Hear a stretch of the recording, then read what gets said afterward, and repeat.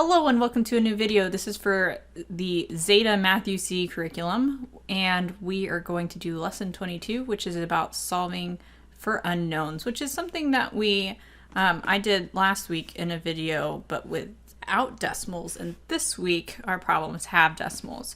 So the basic idea we need to bring forward from the solving equations video from last week is this idea of how do I get x by itself? And in that video, we talked about that equations are like a set of scales that I'm going to do a really good job of drawing.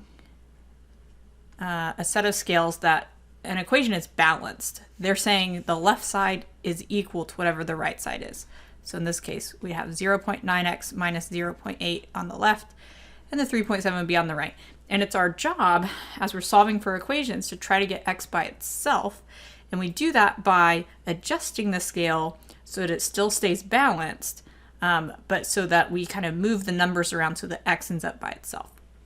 So the things next to x right now on the left side are a 0.9 and a minus 0.8.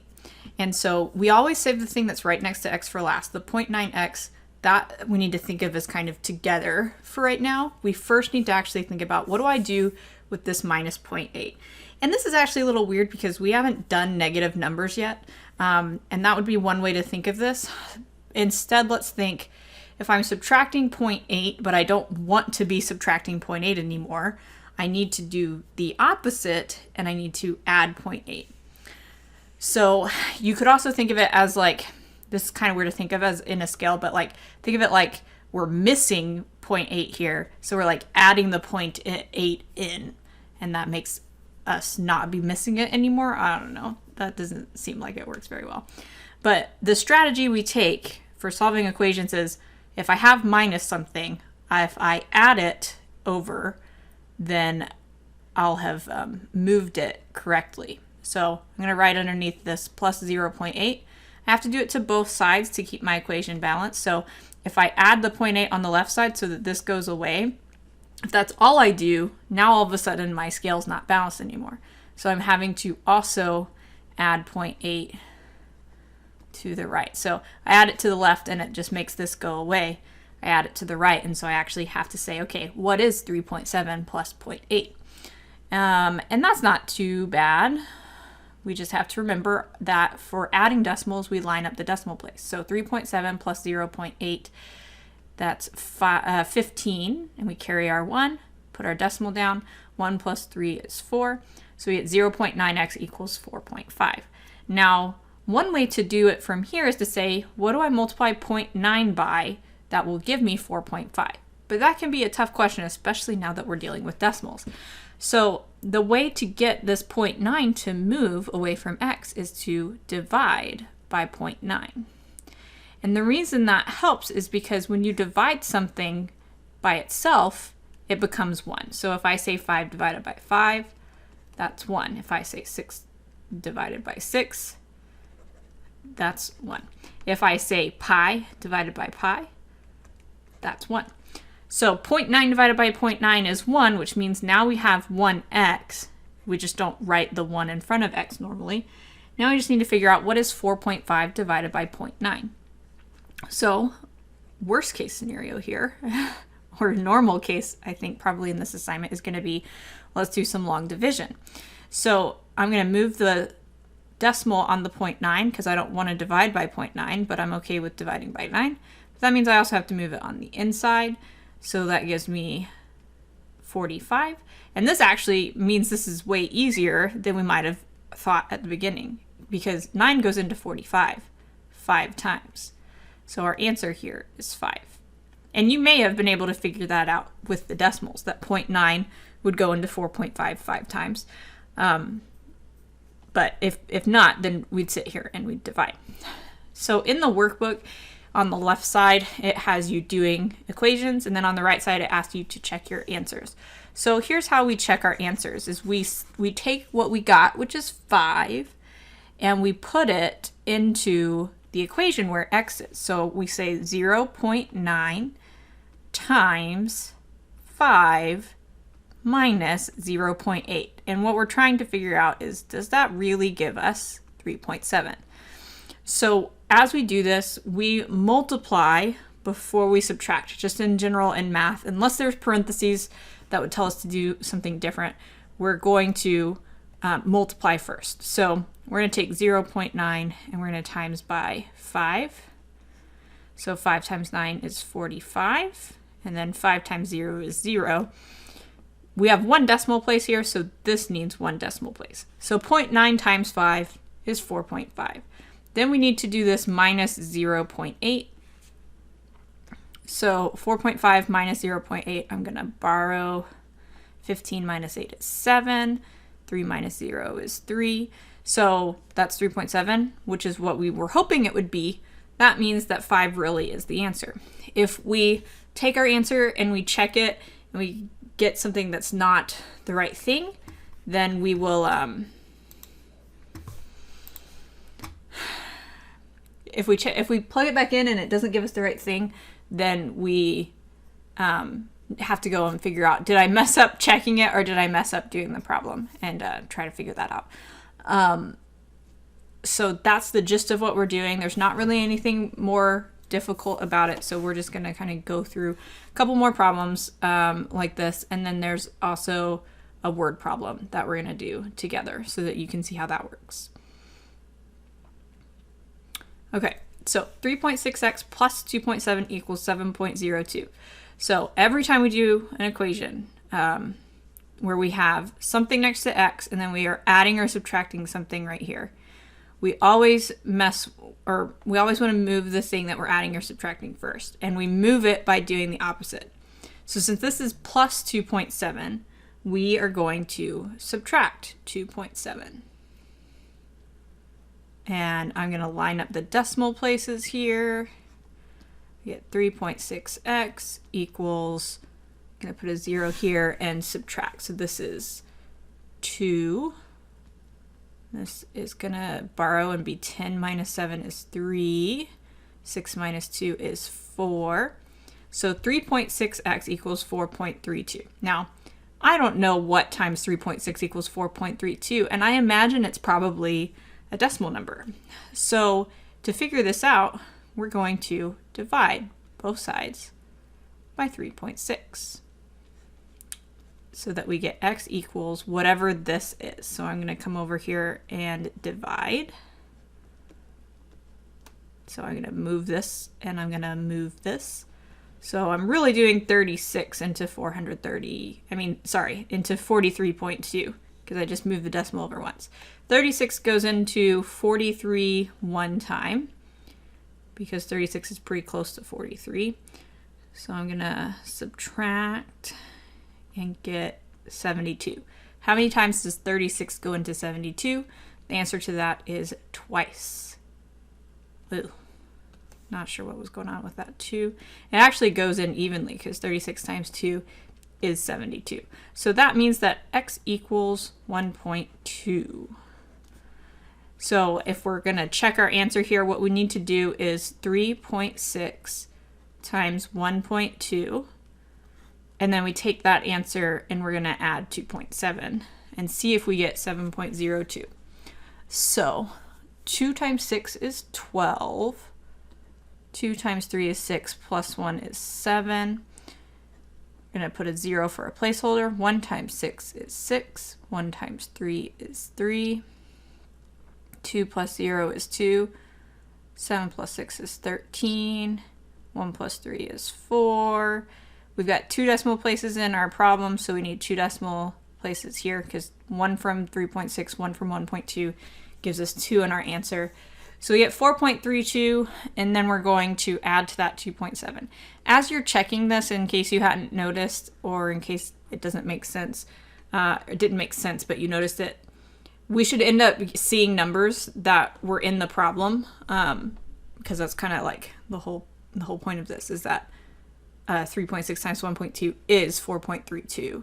And when I add 2.7 to that, I should get 7.02. So, yeah, 2 plus 0 is 2. 3 plus 7 is 10. 1 plus 4 plus 2 is 7. So 7.02. Ta-da! We did it right. What I like about equations is that if we're willing to check them, we can know if we're right every single time, which is pretty neat. We'll do one more example with equation like this, and then, like I said, we've got a weird problem. So this has a y instead of an x. It can have whatever letter it wants. We use x a lot, at least once we get to algebra, but you can really use whatever letter you want to. This says 5.6y minus 0.64. So what I'm going to do is I'm going to actually add 0.64 to the other side. And that's because we do the opposite of what's happening here. And it's also because like we're missing 0.64, and so we want to add it so that it's not missing anymore, if you want to think of it that way. So 5.6y equals, let's see, this is 0, carry. That's 14, so carry. So 15.40. And then we're going to divide both sides by 5.6. Once you get the hang of it, solving equations like these, you're doing the same thing every time. So once you have that moment where it kind of clicks for you, then hopefully you're like, okay, I just do the same basic idea every single time. That's what's great about math, in my opinion. So we don't want to do 5.6, we want to do 56. So we also don't need that 0 at the end. Well, we might need it. I guess it's hard to know for sure. I don't remember how nice a problem I made this. So 56 does not go into 15. 56 goes into 54. Not 3 times though, because that would be too big. It almost goes in 3 times. Just out of curiosity, for what 3 is 8, 168. So see, 3 is too big, but 2 works. So 2, and that would be minus 112. 2, 4, drop our 0. It'd be nice if this was 5, because that would mean it went in evenly. So 56 times 5 would be 30. 25 plus 3 is 28. Well, I am definitely not thinking of a big enough number here. So 56 times 8. I'm guessing here. Oh, that was too big, so it must be 7. This is the thing that I think really makes us not like long division, is once we start having to do these 2-digit or more divisions where we're basically having to just guess and do a bunch of multiplication. It gets real annoying real fast. So I just remembered what the answer to this is. So we're almost done. 11 minus 9 is 2. And then we're going to drop down another 0 because 56 goes into 280 5 times. So the answer here is 2.75 for y. Now if we're going to check this, that means we need to do 2.75 times 5.6. The way I learned to do this multiplication is to put the shorter number on bottom and the longer number on top. But you can technically do it either direction. Once I multiply this together, I'm going to subtract 0.64, and hopefully that gives me 14.76. So 6 times 5, 6 times 7, plus 3, 6 times 2, plus 4, 5 times 5, 5 times 7, plus 2, 5 times 2 plus 3, and we're going to have 3 decimal places because this is 2 and this is 1, but it looks like we got some zeros here. So it should be 15.4, which is good because we had 15.4 earlier. Now if I subtract 0.64, I don't actually need that last 0. I do need this one. This is 10 minus 4 is 6. This is 13 minus 6 is 7. And this is 14. So 14.76 which is what we wanted because that's what's on the right side. So way to go us. So these problems are gonna take a bit, and they might be frustrating because there's lots of places that we could mess up. So just if you're feeling frustrated as you're doing math, just try to take a calming breath, maybe get up, move around a little bit, come back to it a little bit later, but not super later, like don't forget about it. And then just, keep trying. But if you're like really feeling like it's not making a difference and you're struggling, then that's when you ask a parent or a sibling for help. You can't comment on this video. If you're actually in my class, you can send me a message and I'll try to help. But if you're not in my class, well, you could tweet me at KStevMath, or that's actually also my Instagram information. You just can't comment on this video because it's marked as for kids, because depending on how old you are, like there's a wide range of ages that could be in this using this curriculum. Anyway, though, you could ask me a question if you want to, and I'll do my best to answer it. Let's look at the final question here, which is about Daniel planting a tree. This is really, really similar to a question that's in the Math UC book. And in fact, I think I did an even worse job than the Math UC workbook does of coming up with a problem that actually is realistic. But hey, whatever. So Daniel planted a tree that was 20% of its estimated final height 1 year after being planted. It had grown 4 feet, making it 12 feet tall.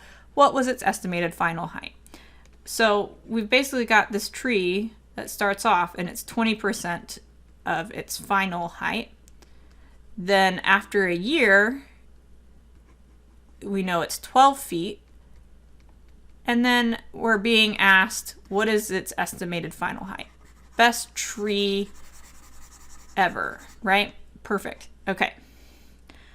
So we can set up an equation to solve this, and we are going to, but there's part that I don't really want to bother with as far as an equation, because I think it just makes it more complicated. If after a year it's 12 feet, and we know it grew 4 feet, how big was it to start off with?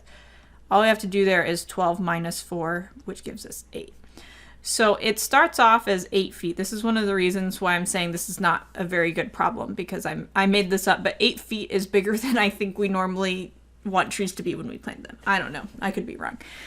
If it starts off at 8 feet and that's 20% of its final height, what we need to do is figure out 20% times what gives us 8 feet. Because it starts off as 8, but that's only 20% of what it's going to be. Now, honestly, my preference here would be to say, I know what 20% is as a fraction, and so I could change this to a fraction and then figure it out. Or you might be thinking something similar as well. So if you think you know how to solve this, go for it, and then you can watch what I do, but see if you have the right answer. If you get the right answer here, probably you're thinking of it a correct way. But the way to do it with decimals is to say, let me change 20% to a decimal, which makes it 0.2. I'm going to put an X instead of what, which is what we do. That's what we usually do in math. Then I'm going to say, well, to solve this, I need to divide both sides by 0.2. So what do I get if I do 0.2 into 8? So I'm going to need to move this decimal over. So really, how many times does 2 go into 80? And that would be 40.